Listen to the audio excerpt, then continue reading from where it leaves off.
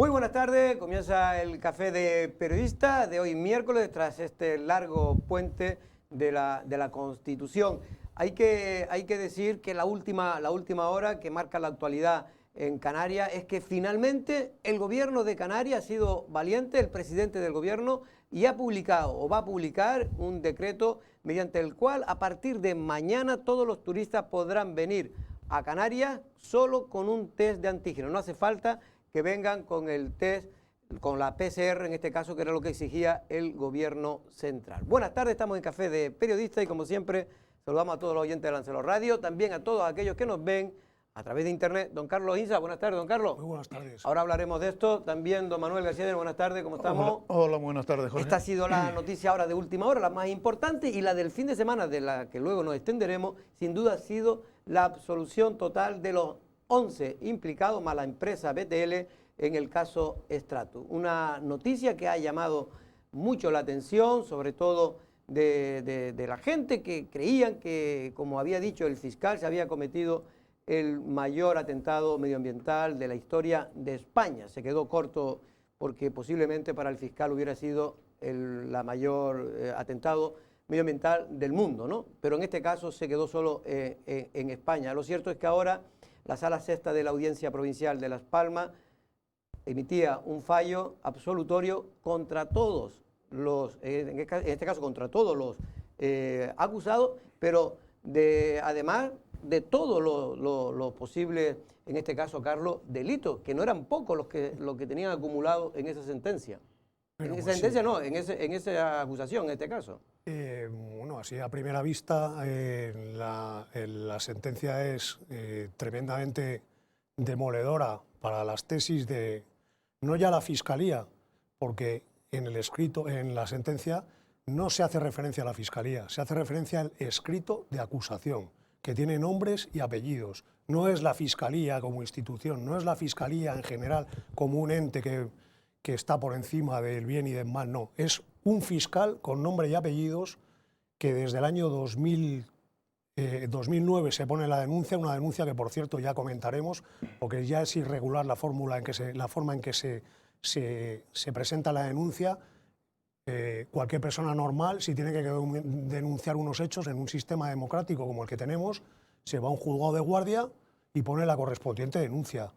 Estos señores de Transparencia Urbanística se fueron a una comisaría, siendo fiesta, un día de fiesta, y pusieron la denuncia en una comisaría en la comisaría de la Policía Nacional de Arrecife, lo cual ya de por sí es bastante irregular. En el año 2009 esa denuncia está paralizada hasta el año 2012, en el que se retoman todos los hechos, y desde entonces, pues desde el año 2012 hasta la actualidad, hasta el pasado viernes que se dictó sentencia, cierto es que todavía tendrá que pasar por el Tribunal Supremo para que convalide esa sentencia o la revoque, pero lo cierto es que durante todo este periodo de tiempo, estamos en 2020, han sido más de 10 años de persecución, de juicio de pena de banquillo para los 10 acusados y para la familia del empresario, que estaba también acusada a través de la sociedad BTL Lanzarote, y quiero insistir precisamente en ese tema, que no se señala a la Fiscalía como un ente particular, sino un escrito de acusación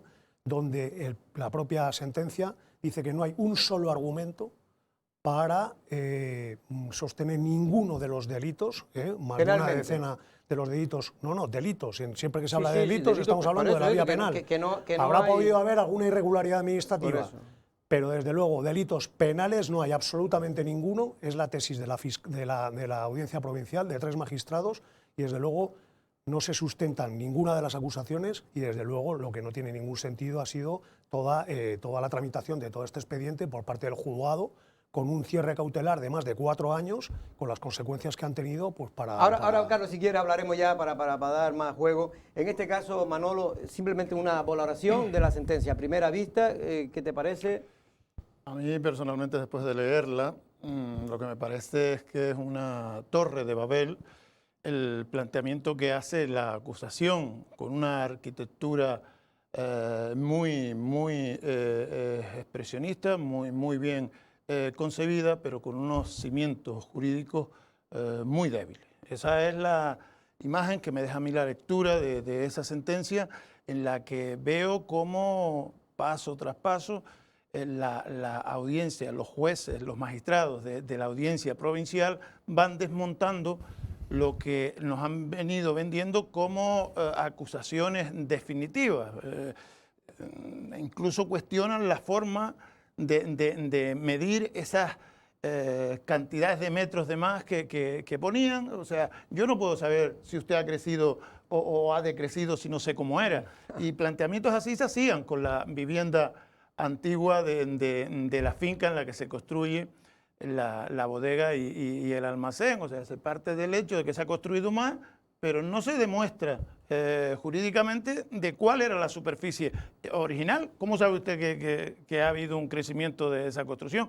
¿Y cómo es posible que después en la valoración que se hace, según dice la propia audiencia, se pueda decir que se aumenta por 4 la construcción de la propia bodega, si la propia funcionaria del Seprona cae en un error garrafal, que es valorar como superficie el que haya 2 niveles, cuando bajo rasante eso no se tiene en cuenta. No se cuenta. Ese tipo de cuestiones, y después lo de la prevaricación se desmonta de forma muy detallada. La prevaricación, sobre todo, que se acusaba en este caso al que era el jefe de la Dirección Técnica de Urbanismo, de la Dirección General de Urbanismo del Gobierno de Canarias, el señor García Márquez, ¿no? Faustino García Márquez. Bueno, ahí evidentemente, Carlos, no sé si has podido leer esa parte concreta de la sentencia, ahí lo que viene a decir en líneas generales es que el señor Faustino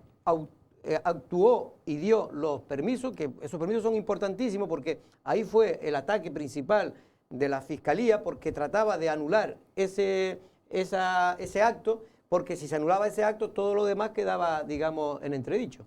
Claro, es que se sustentaba todo en un posible delito medioambiental, en un posible delito contra la ordenación del territorio, diciendo que la bodega era absolutamente ilegal y que nunca podía construirse porque la Jeria era un paisaje natural.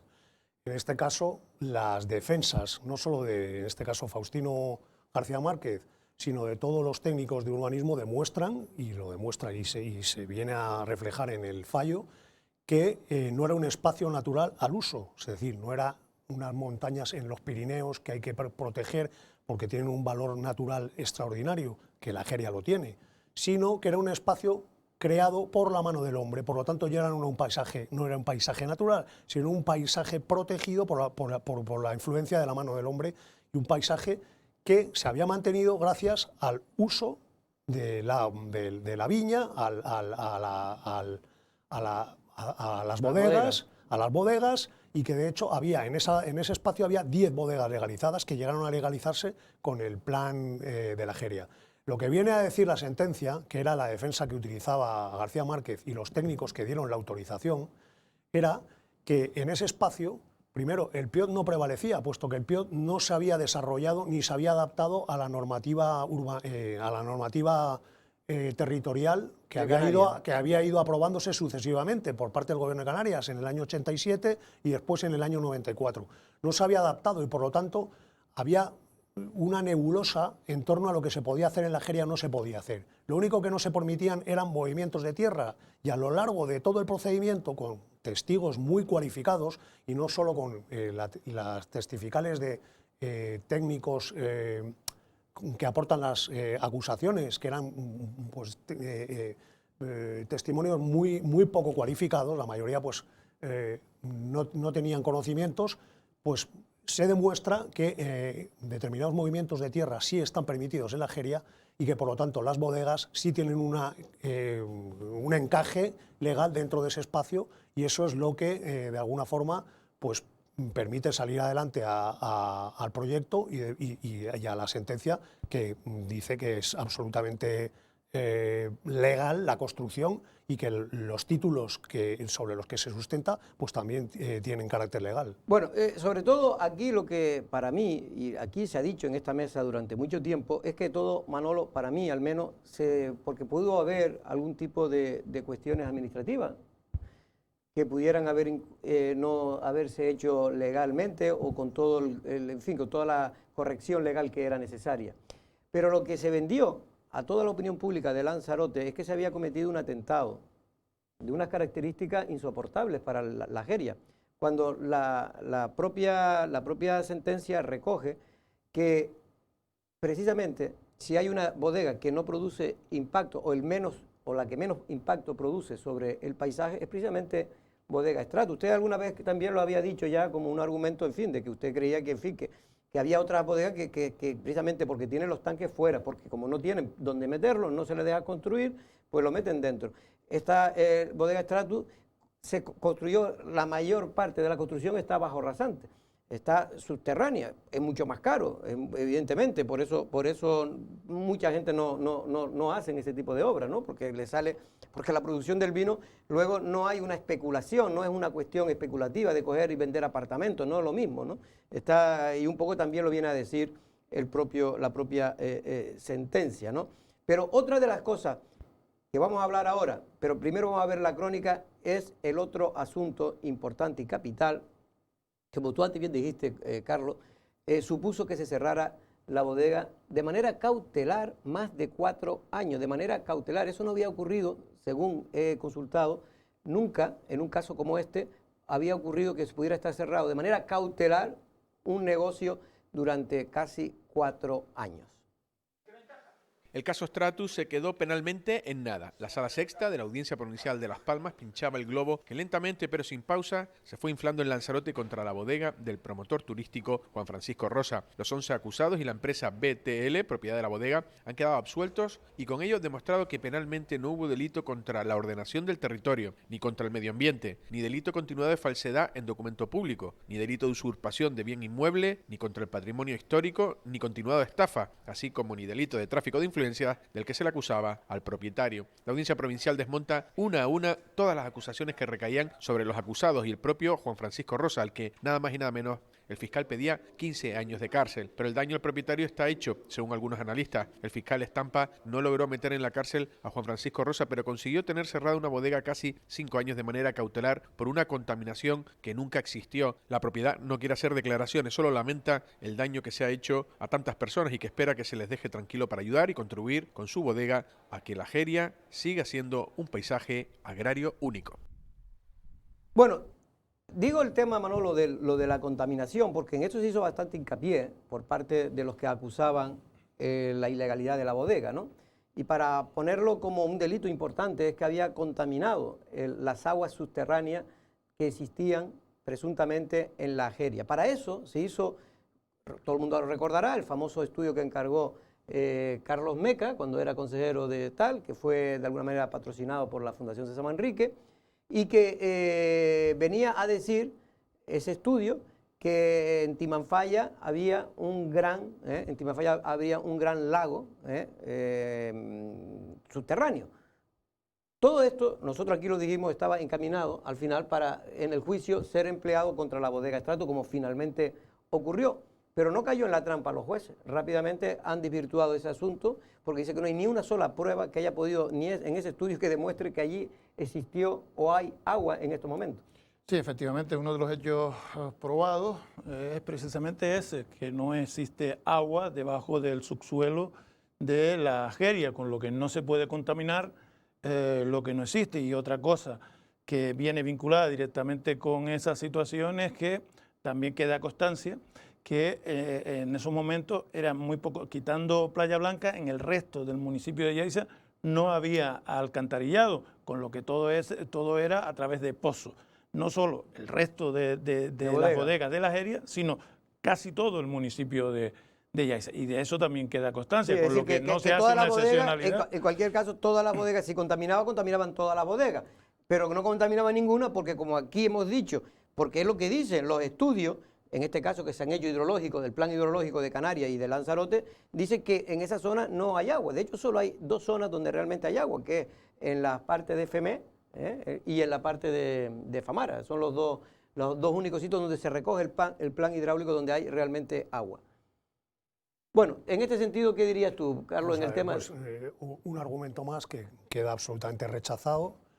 No se puede sostener acusaciones sin pruebas, y sobre todo acusaciones falsas. O sea, sostener que se está contaminando un acuífero cuando no hay acuífero, pues es una falsedad, es una falacia, y es lo que se queda patente dentro de la sentencia. O sea, en la sentencia uno por uno va desmontando todos los argumentos de la Fiscalía y de la acusación particular de transparencia urbanística respecto a esta bodega, uno por uno. No hay delito medioambiental, no hay contaminación de aguas, no hay daño contra el medio ambiente, no hay prevaricación urbanística, puesto que las licencias se dan con absoluto rigor y conforme a la legalidad establecida.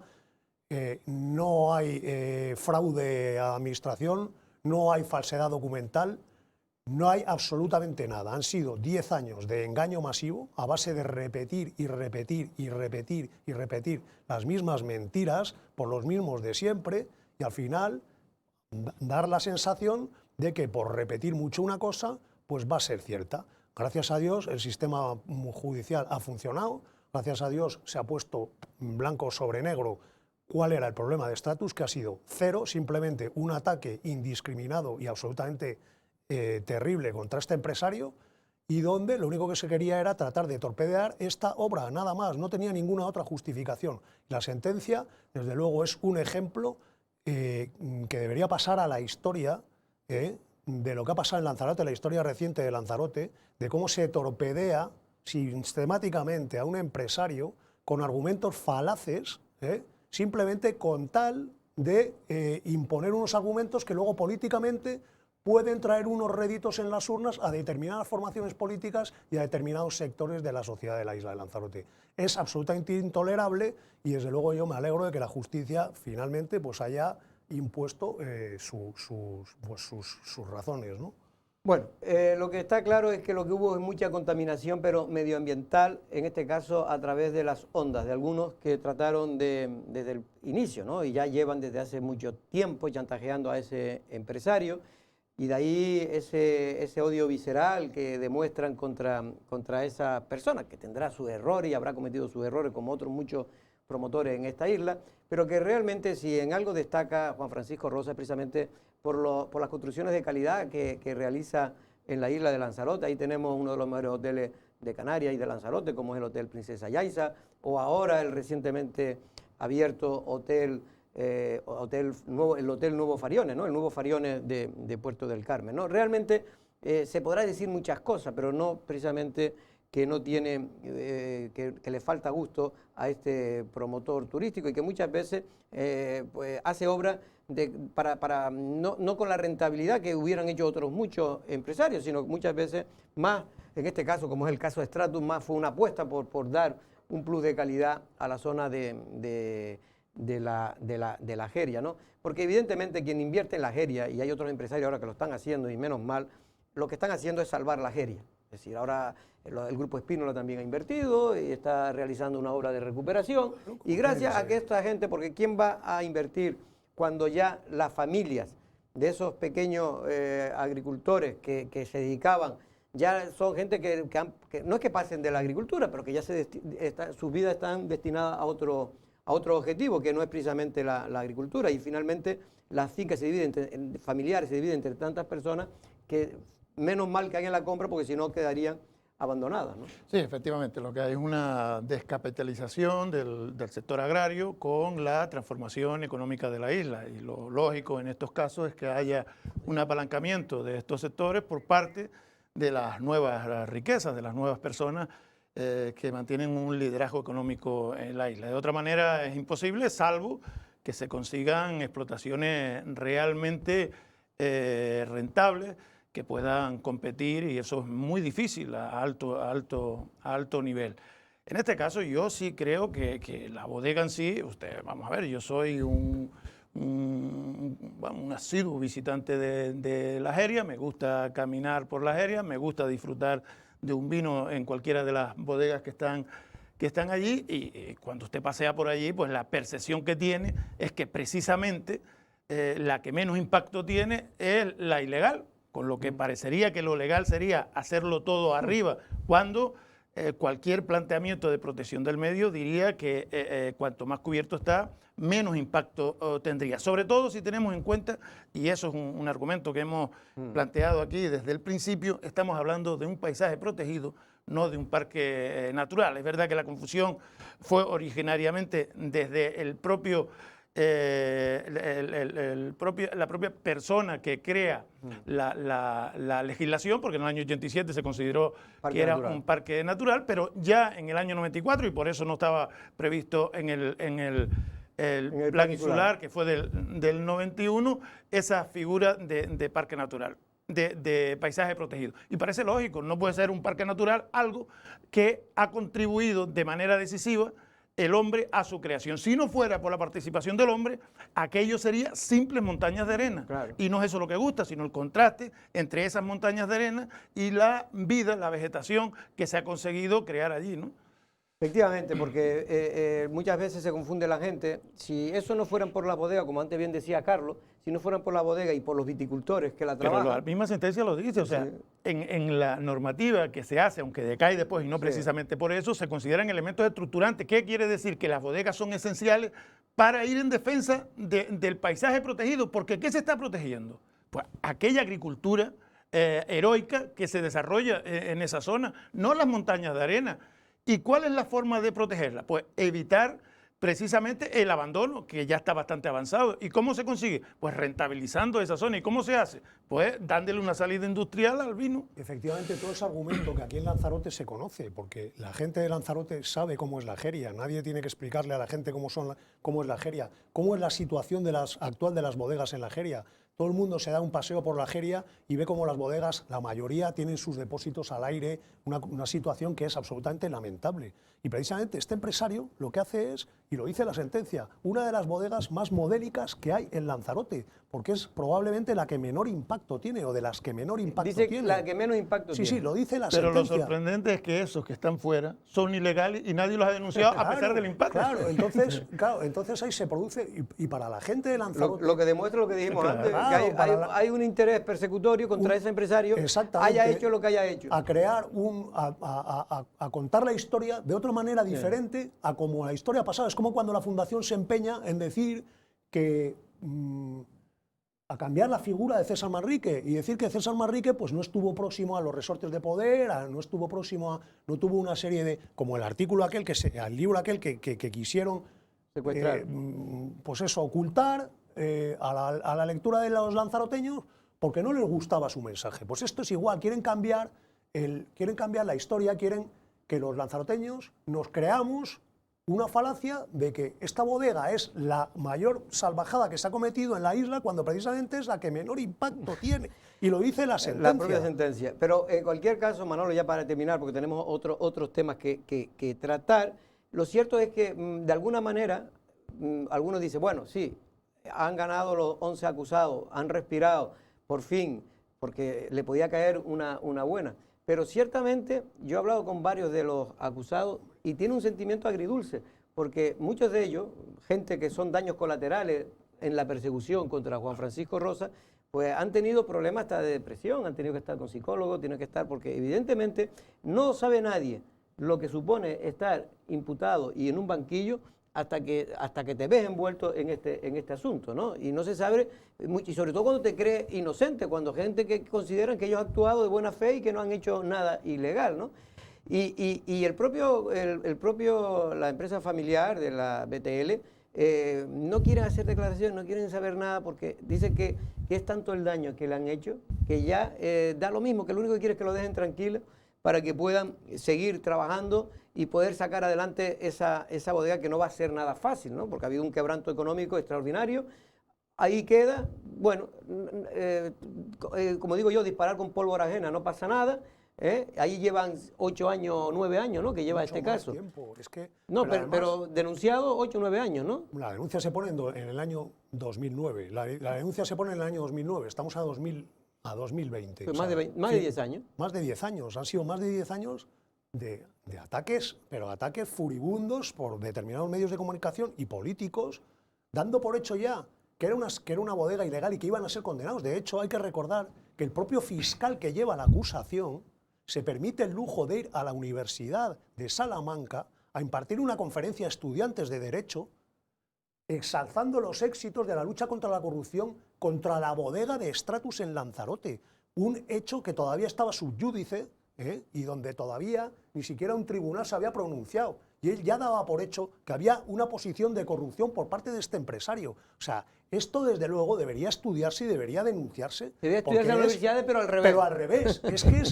Es que el montaje que se ha hecho de todo esto, yo creo que esto tiene que servir nos tiene que servir a todos para reflexionar y olvidarnos ya de esos ataques que hay furibundos, de dejar correr una mentira y que corra, como y luego lo de los hoteles, como lo de los hoteles. Pero igual, luego está y que corra, y claro, como la gente muchas veces pues no profundiza, pues porque pues por el trabajo del día a día no tienes tiempo de profundizar, de leer, de enterarte de las cosas, pues va calando, y al final Juan Francisco Rosa es un corrupto, su familia son unos corruptos, los hoteleros son unos corruptos, y todo ese tipo de mensajes, y claro, tiene que llegar una sentencia de esta envergadura que desmonte todo, pero que vamos, que ha tirado, como dice un Manolo, la Torre de Babel de años y años de mentiras y de falacias. Bueno, ya no sé cómo terminará, porque evidentemente seguramente la Fiscalía después de ese palo que ha recibido, porque no ha sido poco, dése cuenta que ellos pedían 15 años de cárcel para Juan Francisco Rosa y muchos años también para los diversos acusados, además de inhabilitaciones, ¿no? Aquellos que eran funcionarios o cargos públicos. Pero bueno, en cualquier caso, insisto, que el daño que se ha hecho ha sido de tal magnitud que yo no sé hasta dónde llegará, porque esto va a continuar. Si usted cree que esto ha acabado, se equivocan. Esto va a continuar en el Supremo. Es la forma de vida de esta gente, es su forma de vida. No tienen otra forma de vida que laminar a sus enemigos. Y además no se sabe por qué hay esa inquina, ese caínismo, esa ansia de venganza, cuando no les han hecho absolutamente nada. Y son sectores que están reconocidos y están perfectamente identificados. Y se levantan desde las 6 de la mañana y están continuamente, no tienen otro trabajo y otro objetivo que seguir laminando. Y por lo tanto, esto consideran que bueno, ha sido una derrota más, pero que podrán continuar con su línea argumental de mentiras. Una derrota a media, porque mientras tanto se han cargado una bodega. Mientras tanto se han cargado y la vida de mucha gente. De mucha gente, es decir, que es una derrota a medias, ¿no?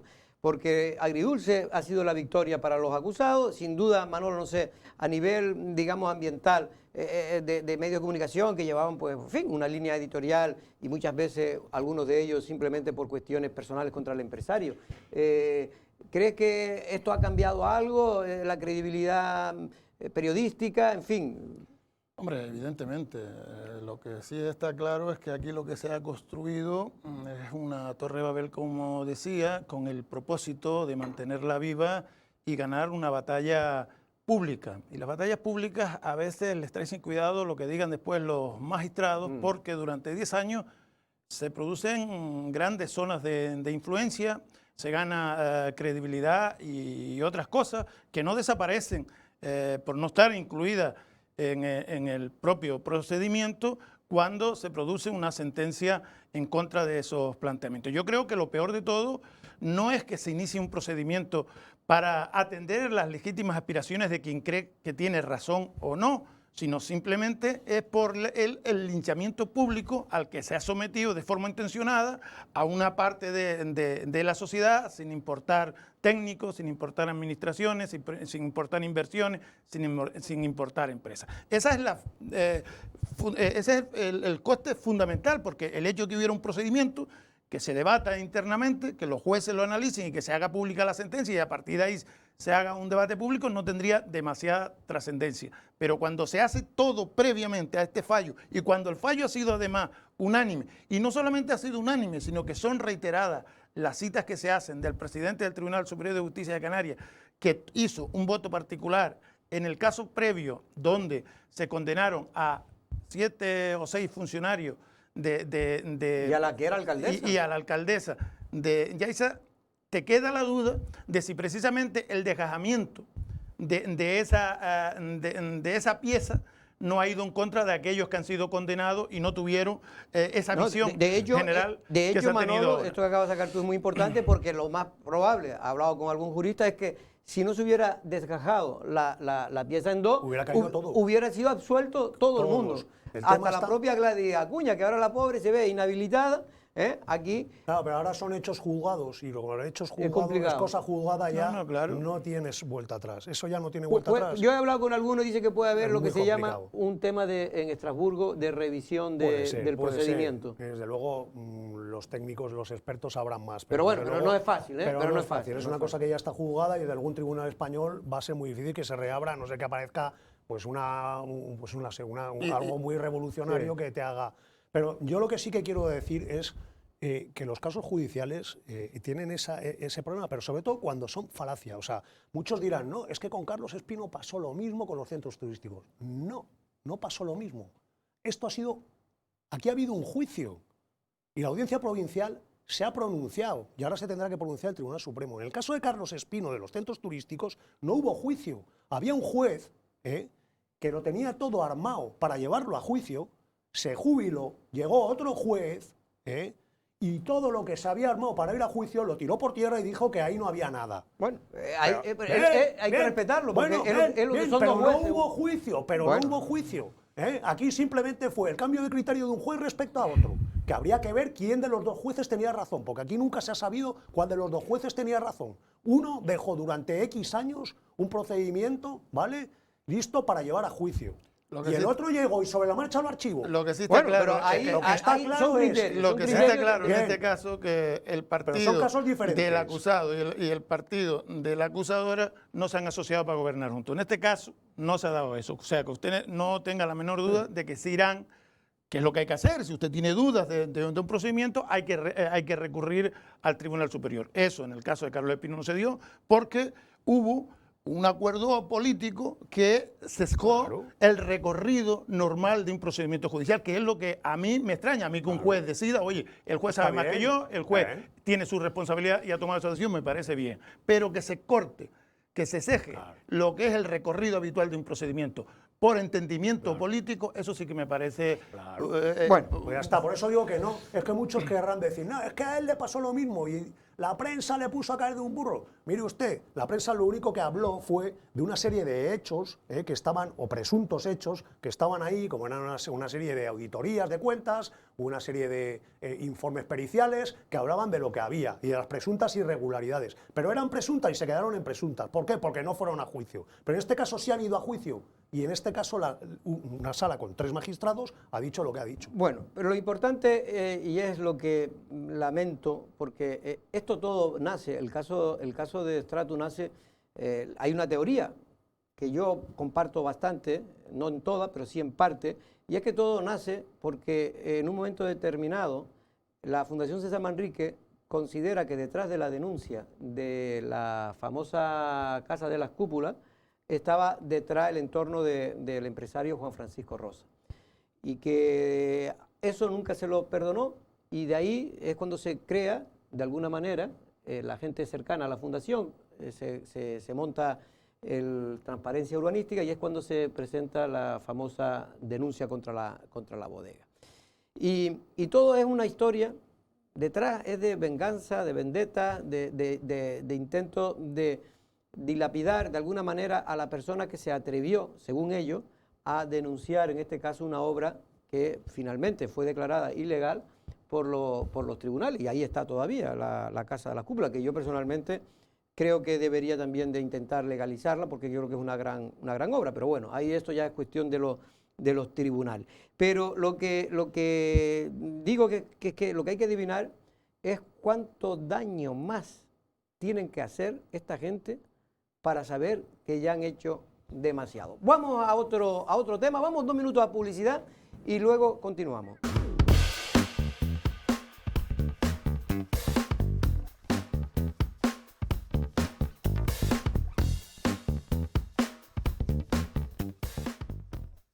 Bueno, pues vamos a tratar un tema que ya tratamos hace ya algunos meses, en este caso es de la familia o del padre que en acogimiento cogió a un niño y ahora tiene, según el gobierno de Canarias, que entregárselo a una familia en adopción. Ulises Montes de Oca, buenas tardes. Buenas tardes, Jorge. Y perdona que te hayamos hecho esperar, pero es que hoy había varios temas de actualidad que teníamos que tratar. Fue hoy cuando tenías que entregar el niño, digamos en este caso, en adopción a los padres que el gobierno de Canarias ha designado como que les corresponden en adopción? No, te explico bien. Sí. Tenemos mañana, según Dirección General, presentando sus dependencias para entregar el niño, ya que cesaba nuestro contrato de acogimiento temporal, y para que ellos después, pues, llevarlo a unos padres preadoptivos o casas de acogida. Según a sabiendas ellos que hay 2 trámites judiciales pendientes. Hay unas medidas cautelares por parte de sus padres biológicos, unas medidas cautelares por nuestra parte, y bueno, y ellos han decidido de cesar este contrato, aún sabiendas de las demandas. Sí, porque porque para entenderlo, tú has llevado esto a juicio, ¿no? Sí, esto está en el juzgado en primera instancia, el número 15 en Las Palmas, y tanto la denuncia de los padres como las nuestras se han unificado, y pues lo que queremos es pues que continuar en acogimiento, digamos. En un acogimiento permanente que es totalmente legal, no separar el niño biológico, no separar el niño del entorno biológico. El niño tiene a sus padres biológicos y nos tiene a nosotros. Por las circunstancias X, ya hemos dicho como en varias ocasiones, la madre está enferma y decide que el niño se quede en el seno familiar para que no, hasta que esto se aclare un poco. Es decir, todo esto... Pero Ulises, pero mañana tienes que entregarlo, ¿o no? Sí, nosotros hemos presentado un escrito. Mi abogado ha presentado un escrito tanto a Dirección General como al Juzgado de Las Palmas, pues diciendo bueno que no vamos a entregar al niño porque ya te dije antes que hay 2 trámites judiciales abiertos. No, sería ilógico entregar un niño Pero te expone, digamos, judicialmente, ¿o no? No, judicialmente no, esto es administrativamente. Para que después salga el juicio y el niño tenga que volver hacia senos familiares. Eso sería ilógico. Deberíamos de esperar. Por eso hemos presentado las medidas cautelarísimas para que se pare el proceso hasta que un juez decida. Es decir, que tú lo que estás pidiendo es que un juez decida si el niño debe seguir en acogimiento permanente, en este caso, con ustedes, sí, o debe pasar a la Dirección General del niño y que vaya a un padre adoptivo. Sí, a una familia preadoptiva. Y en este caso, ¿se sabe, por ejemplo, si ya hay padres que quieren a ese niño? Hombre, se supone que claro, ellos siguen con su trámite. Se supone que esto ellos tienen que tener algo a la espera, ¿no?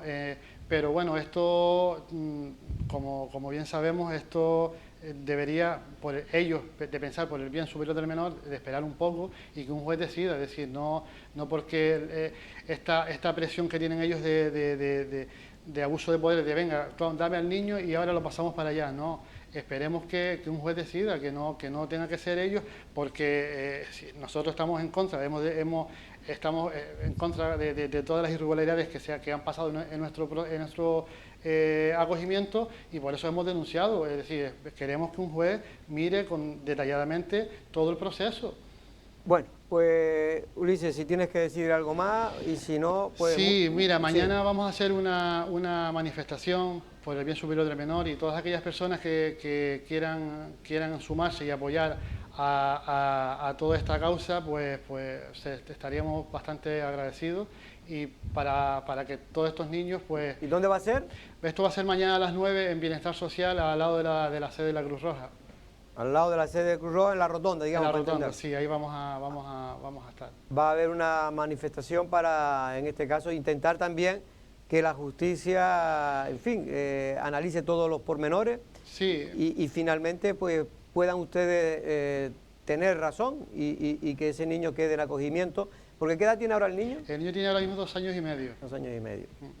Evidentemente, pues tiene ya ahora un apego muy importante a ustedes, ¿no? Sí, hombre, el niño está con nosotros desde 1 mes y 2 meses más o menos, y imagínate tú... ¿Y usted no se puede convertir en padre adoptivo?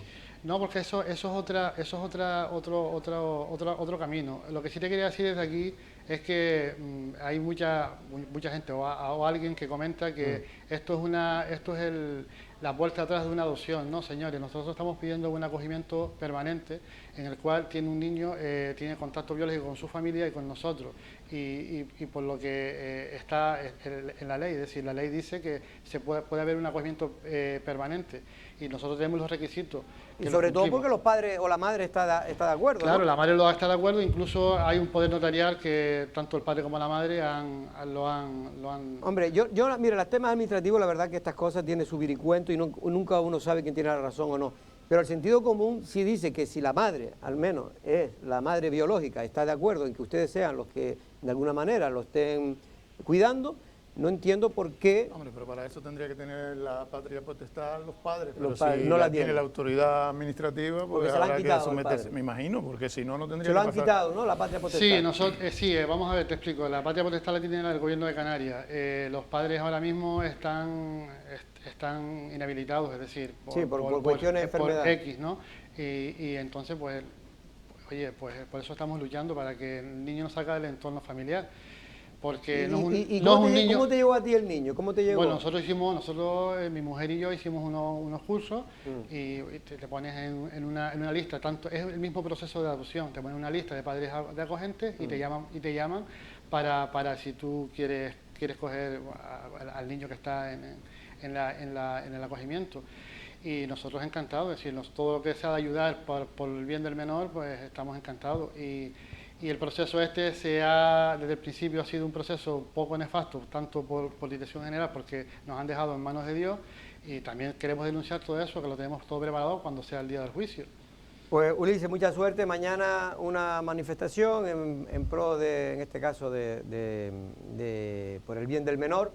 A las 9 de la mañana me dijiste, 9 de la mañana, en la zona del ¿sería la bienestar social? Bienestar social, sí, en la vía medular. En la vía medular, en la zona cerca de la Cruz Roja.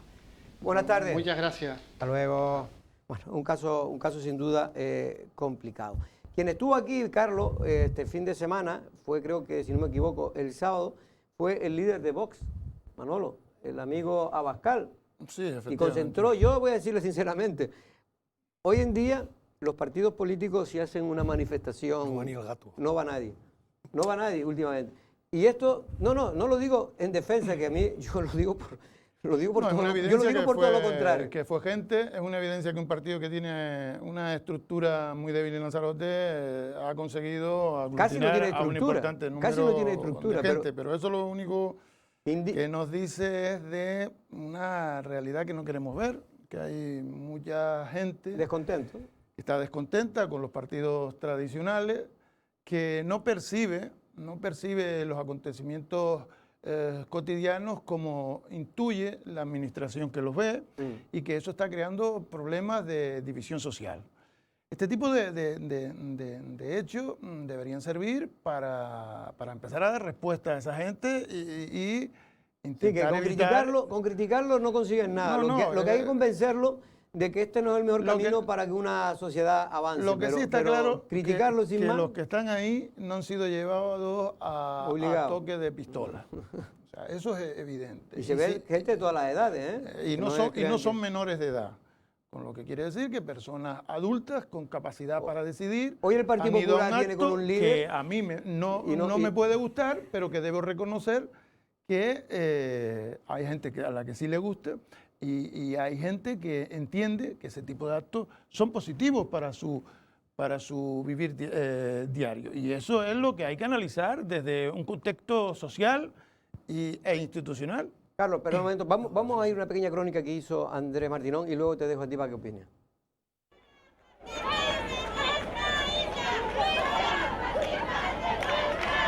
Con bronca empezaba el acto organizado por Vox el pasado sábado en el Parque Ramírez Cerdá de Recife, en el que su máximo dirigente, Santiago Abascal, encontró la oposición de un pequeño grupo de contramanifestantes. El incidente no pasó mayores, pero el propio Abascal denunció este hecho que se repite allá donde va. ¿Os habéis dado cuenta de que en los actos de los socialistas, de los comunistas, de los separatistas y de la ETA no aparece nadie a interrumpir, no aparece nadie a arrebatarle su libertad? Y sin embargo, en todos los actos de Vox, sistemáticamente, se hagan donde se hagan, están los enemigos de la libertad y los enemigos de nuestra nación a intentar callarnos la boca, a intentar que nadie os represente, pero no lo van a conseguir nunca. Abascal habló sobre la inmigración ilegal que está llegando a Canarias y a Lanzarote en particular. Ante una invasión migratoria que está destruyendo la imagen de Canarias, la imagen de esta tierra que se desangra y ve perder su economía, porque ya nos lo han dicho hoy y ayer y anteayer todos los empresarios del sector turístico, todos los hosteleros, todos los comerciantes, los turoperadores ya no quieren venir a Canarias. No quieren venir a Canarias porque los políticos han llamado a la inmigración masiva y porque les han alojado en los hoteles. En esos hoteles, por cierto, a los que el Estado paga de 19 a 25 euros cuando se trata de los viajes del inserso, pero 49 euros cuando se trata de un inmigrante ilegal. Negó enérgicamente Santiago Abascal que su formación sea xenófoba. Y nos llaman racistas. No, racistas son ellos, los que están mintiendo a millones de personas que viven en África, diciéndoles que aquí está la tierra prometida y obligándoles a jugarse la vida en el mar. Los racistas son ellos y por eso nosotros, en contra de lo que digan aquellos, no estamos contra el inmigrante. Nosotros exigimos que se respeten nuestras fronteras, exigimos que se venga a España legalmente, exigimos que el que viva entre nosotros respete nuestras leyes y nuestra manera de vivir. Abascal aprovechó su visita a la isla para reunirse con empresarios y conocer de primera mano los efectos que está teniendo en Lanzarote de esta crisis sanitaria. Bueno, Carlos, yo lo que me pregunto es que el Partido Popular va a tener, de cara a las próximas elecciones, no solo aquí, sino en toda España, un contrincante que va a ser de su propia, digamos, una parte de su propia ideología, ¿no? Y tiene, desde luego... Además que lo va a perjudicar va a ser el Partido Popular. A quien más daño le va a hacer va a ser el Partido Popular, está claro. Estos son escindidos del Partido Popular, tienen una proximidad. Y eran votantes, ¿no? Eran votantes. Tienen una proximidad. No, eran miembros del Partido Popular. Algunos.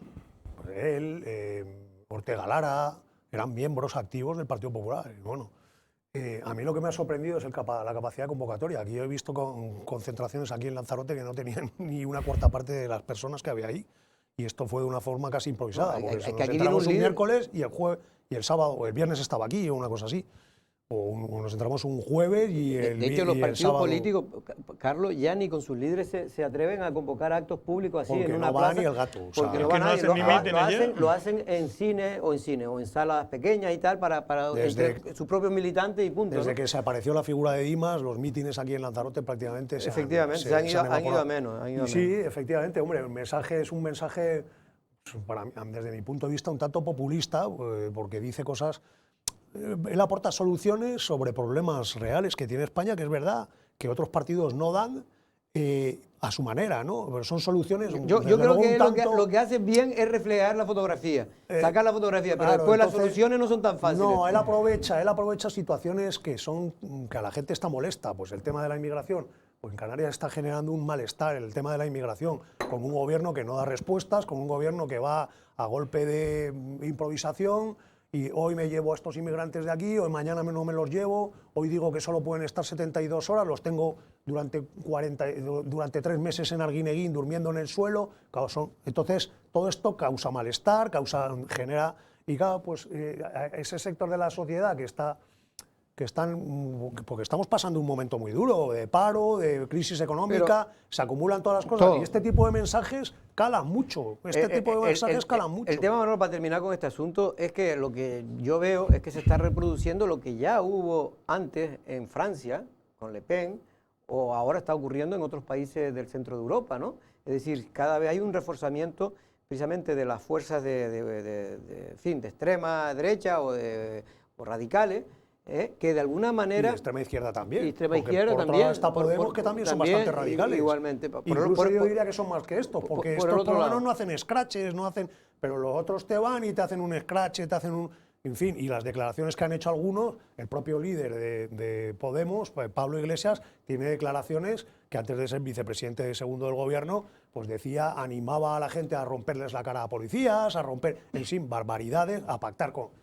De ahí todos los pactos con Bildu, pero lo que no quiero decir yo, Manolo, en este caso, es que se aprovecha, digamos, de alguna manera, este tipo de partidos nacen también a rebufo de todo aparte de la situación económica, que ahora es mala y tal, también, sobre todo, el tema migratorio, ¿no? Esto es una de las bases fundamentales que tiene este tipo de partido, ¿no? Lo que tienen este tipo de partidos es que nacen cuando los partidos tradicionales hacen una mala lectura de la realidad. Como usted decía bien, no conocemos exactamente cuáles son las soluciones que da Vox a esos problemas. Lo que sí sabemos es que pone esos problemas encima de la mesa y la gente se identifica.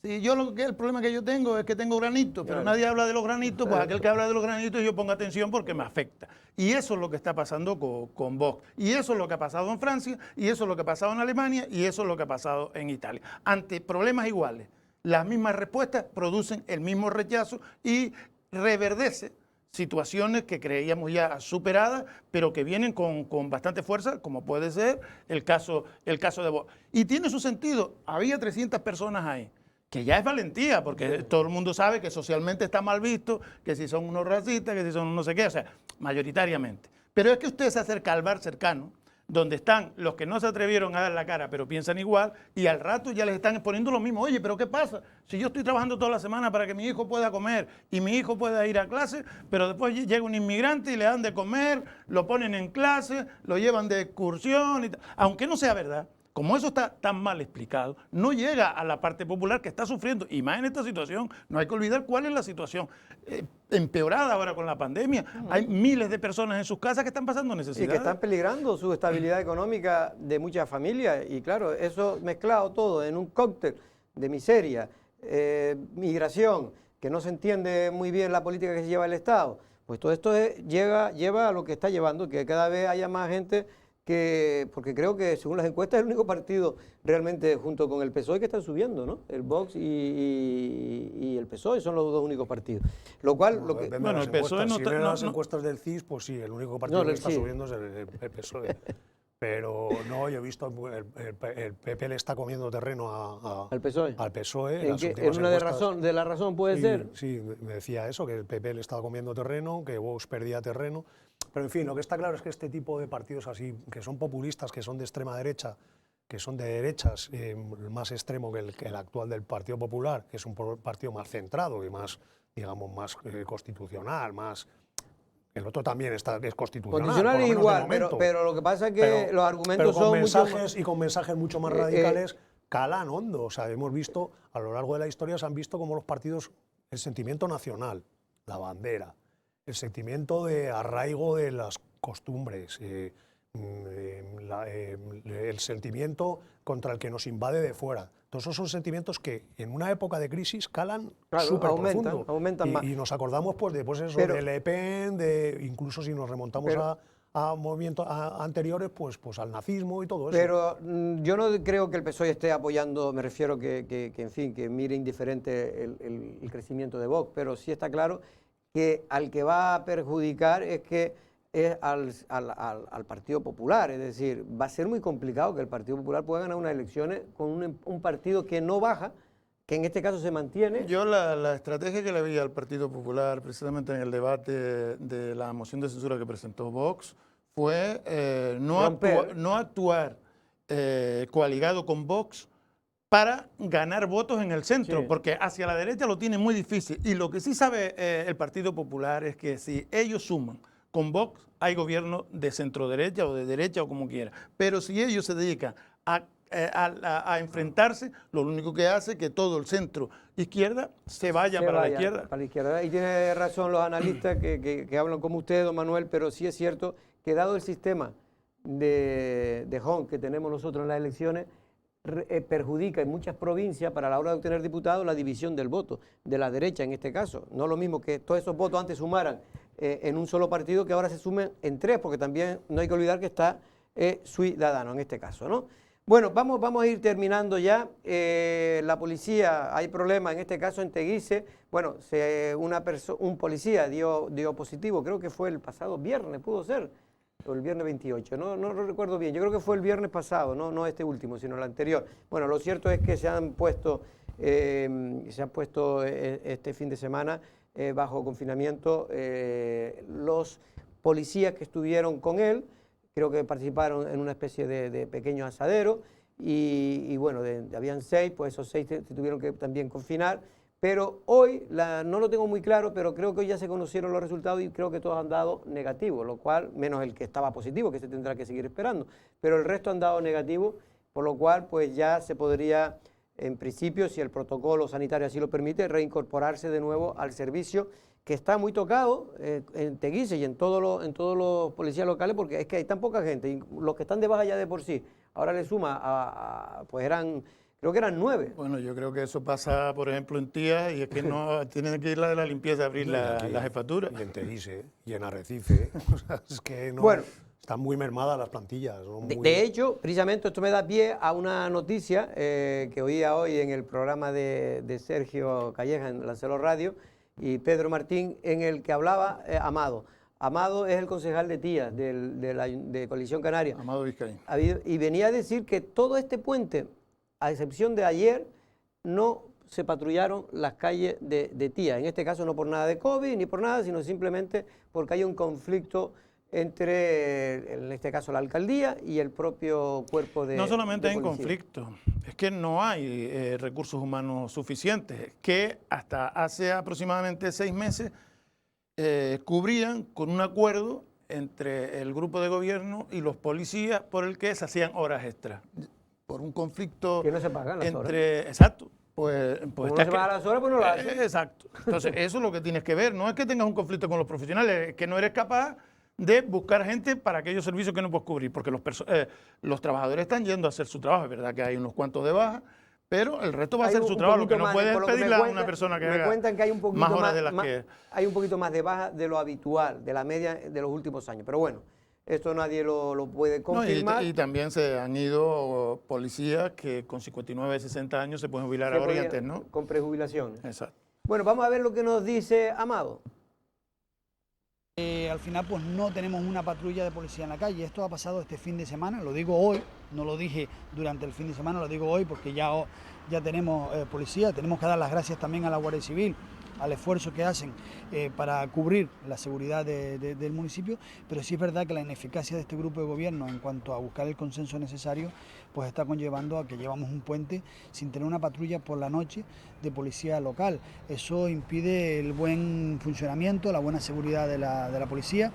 Además, tenemos un grupo de gobierno que insulta en las redes a través de esto. Yo he denunciado esto, me han dicho de todo. Hay incluso un concejal que ha dicho que mi responsabilidad crece, o mi estupidez crece en base a mi responsabilidad por denunciar este tema de la falta de seguridad. Mi contestación es que voy a seguir fiscalizando las tareas del gobierno. No vamos a cejar en ese empeño, y que si quieren hablar de irresponsabilidad, es la irresponsabilidad la de ellos, de no buscar una solución que ponga fin a este tipo de problemas. Bueno, pues no es solo la policía de Arrecife la que tiene problemas, en este caso también ahora la de Teguise, pero creo que ha quedado resuelto porque han dado negativo los compañeros de la gente que finalmente que sufrió el contagio del virus, pero en cualquier caso no están bien las cosas a nivel de las policías Pero de locales. todas formas han dado negativo, pero claro, si estuvieron en contacto con él el sábado, todavía no ha dado tiempo el virus a Pero hacerse patente. pero eso es Entonces, Teguise. no estoy hablando de Teguise, de sí. Teguise, Como vale. ha dicho que habían dado sí, hay negativo. uno que dio positivo. Eso, el que dio positivo, el resto están confinados. Confinados. Tendrán que seguir confinados en cuarentena, ¿no? Quiero decir, Es que aunque hayan dado negativo. si se la hace, no sé, es que por eso Hay tengo que la dar duda. unos cuantos días para hacerle... claro, porque Hay que darle hacerle un dos plazo no, hasta hay que que- hacer 2 test. Uno y luego esperar, no sé si son 4 o 5 días y hacer el segundo test. Lo Claro. que no sé es que ahora tengo la fecha cambiada. Me dijeron que fue el viernes. Yo entendí que fue este viernes cuando se encontraba mal ese O el chico. anterior. Pero a lo mejor fue el anterior. Ah, vale. Y entonces ahí lo que no sé, mañana se lo aclararemos, porque también hemos hablado con el concejal en los informativos, en cualquier caso se lo explica, porque ahí habla el concejal de policía del Ayuntamiento de Teguise. Don Manuel, nos tenemos que ir. Antes de nada, por cierto, que se me había olvidado darle el sentido pésame a la familia Martínez Bolafio, en este caso por el fallecimiento este fin de semana de su padre, Manuel Martínez. Recientemente también había muerto unos hermanos de Manuel. Y bueno, son los empresarios importantes, tienen negocio del supermercado. Grupo Hermanos Martínez. Sí, del grupo Hermanos Martínez, y que tiene sobre todo están involucrados o tienen negocios en Guinea Ecuatorial con cadenas de supermercados. Aquí están más en España destinados al mundo de la inmobiliaria y también del turismo, y una empresa muy fuerte de la isla de Lanzarote. De aquí un fuerte abrazo a todos los componentes de esa familia, sobre todo a Katia y a José, que son los que personalmente conozco. Y también dar el sentido pésame a toda la familia, en este caso de la madre, en este caso de Mari Carmen Sainz, mujer de Pedro Medina, uno de los primeros dentistas modernos, por decirlo una cosa, de la isla de Lanzarote, una persona muy querida también entre sus amigos y familiares. Muy buenas tardes, mañana regresamos con más noticias.